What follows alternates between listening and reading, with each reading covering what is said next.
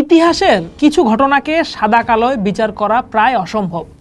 1905 সালের বঙ্গভঙ্গ তেমনই একটা জটিল অধ্যায়। ব্রিটিশদের ভাগ করো ও শাসন করো নীতির দৃষ্টান্ত হিসেবে এটিকে দেখা হলেও এই সরলীকৃত ব্যাখ্যা পূর্ব বাংলার কোটি কোটি অবহেলিত মানুষের বঞ্চনা, আকাঙ্ক্ষা এবং আত্মপরিচয় খুঁজে পাওয়ার একটা ঐতিহাসিক সংগ্রামকে আড়াল করে দেয়।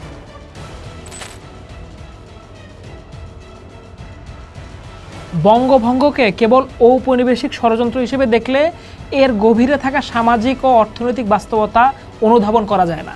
কলকাতা কেন্দ্রিক বুদ্ধিজীবী ও অভিজাতদের কাছে ছিল যা বঙ্গমাতার অঙ্গচ্ছেদ। এর বেদনা পূর্ব বাংলার সংখ্যাগরিষ্ঠ মুসলমান এবং পিছিয়ে পড়া জনগোষ্ঠীর কাছে তা ছিল শত বছরের অবহেলা থেকে মুক্তির এক ঝলক আশা। প্রথমে জেনে নেওয়া দরকার বঙ্গভঙ্গ আসলে কি ছিল। বঙ্গভঙ্গ ছিল একটা প্রশাসনিক পুনর্গঠন। 1905 সালের 16ই অক্টোবর ব্রিটিশ ভারতের ভাইসরয় লর্ড কার্জন সুবিশাল বাংলা প্রেসিডেন্সিকে দুটি আলাদা প্রদেশে বিভক্ত করেন। সরকারিভাবে এর কারণ হিসেবে দেখানো হয়েছিল যে প্রায় 8 কোটি জনসংখ্যা অধ্যুষিত একটি প্রদেশ শাসন করা কঠিন হয়ে পড়ছিল। এই বিভাজনের ফলে দুটি নতুন প্রদেশের জন্ম হয়। পশ্চিমবঙ্গ, যার সাথে বিহার ও উড়িষ্যা যুক্ত ছিল এবং এর রাজধানী ছিল কলকাতায়, এবং পূর্ববঙ্গ ও আসাম, যার রাজধানী করা হয় ঢাকাকে। এই নতুন প্রদেশটিতে মুসলিম জনগোষ্ঠীর প্রাধান্য ছিল। যদিও ব্রিটিশদের মূল উদ্দেশ্য ছিল ক্রমবর্ধমান বাঙালি জাতীয়তাবাদী আন্দোলনকে দুর্বল করা, কিন্তু এই বিভাজন বাঙালি ইতিহাসে এক নতুন আর্থসামাজিক ও রাজনৈতিক অধ্যায়ের সূচনা করে। বঙ্গভঙ্গের প্রেক্ষাপট বুঝতে হলে আমাদের ফিরে যেতে হবে 19 শতকের বাংলায়। চিরস্থায়ী বন্দোবস্তের পর থেকে বাংলার সামাজিক ও অর্থনৈতিক কাঠামোর এক বিশাল পরিবর্তন আসে। ক্ষমতার কেন্দ্রবিন্দু হয়ে ওঠে কলকাতা, যা ব্রিটিশ ভারতের রাজধানীতে পরিণত হয়েছিল। শিল্প, বাণিজ্য, প্রশাসন, শিক্ষা এবং সংস্কৃতির সমস্ত সুযোগ সুবিধা কেন্দ্রীভূত হয়েছিল এই একটি শহরে। অন্যদিকে ঢাকা, চট্টগ্রাম, রাজশাহী বা ময়মনসিংহের মতো মুসলিম অধ্যুষিত পূর্ব বাংলা ছিল এক সুবিশাল পশ্চাৎভূমি। এই অঞ্চলের উর্বর জমিতে উৎপাদিত পাট, চাল আর নীলের টাকায় কলকাতার প্রাসাদপ্রম অট্টালিকা গড়ে উঠত।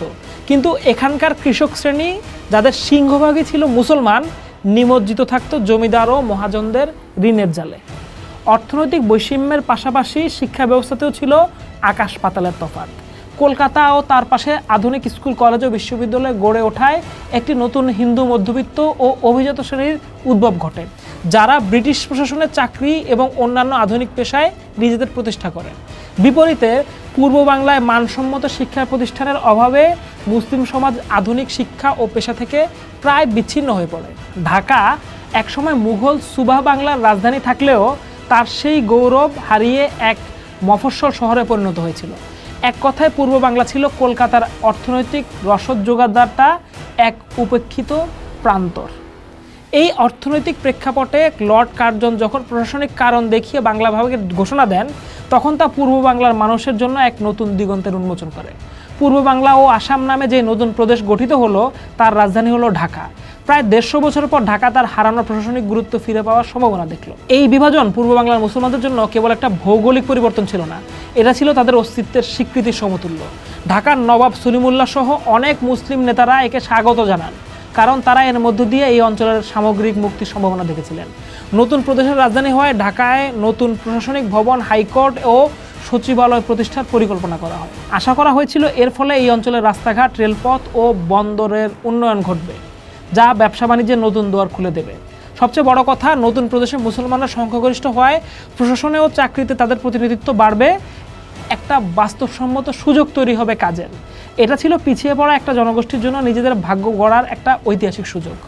কিন্তু যা ছিল পূর্ব বাংলার জন্য আশার আলো, তাই কলকাতা কেন্দ্রিক অভিজাতদের জন্য তাদের প্রভাব ও প্রতিপত্তির জন্য একটা আসানি সঙ্গীত হয়ে দাঁড়ায়।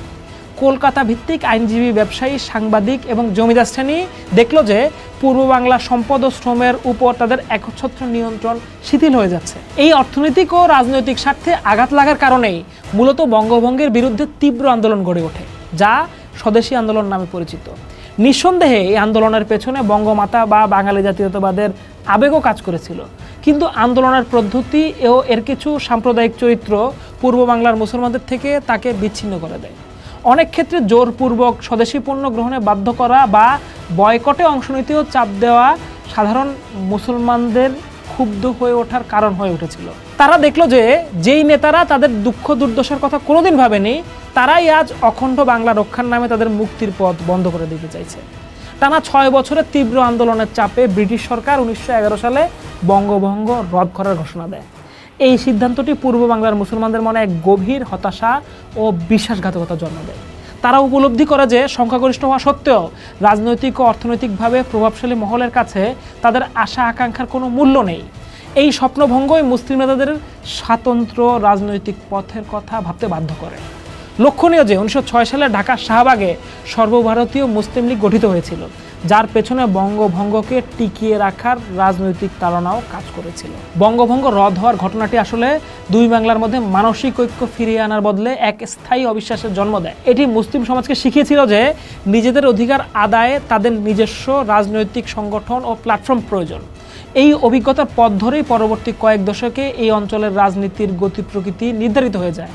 শেষ পর্যন্ত 1947 সালে দেশভাগ এবং 1971 সালে এক রক্তক্ষয়ী মুক্তিযুদ্ধের মাধ্যমে স্বাধীন বাংলাদেশের অভ্যুদয় ঘটে। এই দীর্ঘযাত্রার সূচনাই হয়তো সেই 1905 সালের স্বপ্ন ও স্বপ্নভঙ্গের মধ্যে নিহিত ছিল। বঙ্গভঙ্গ ব্যর্থ হলেও এটি পূর্ব বাংলার মানুষকে একটা স্বতন্ত্র আত্মপরিচয়ের স্বপ্ন দেখিয়েছিল, যা পরবর্তীকালে স্বাধীন জাতিরাষ্ট্র হিসেবে বাংলাদেশ তৈরি করে বাস্তবায়িত হয়েছে। পোস্ট দেখুন, ভাবুন, করুন, থাকুন পোস্টের সাথে।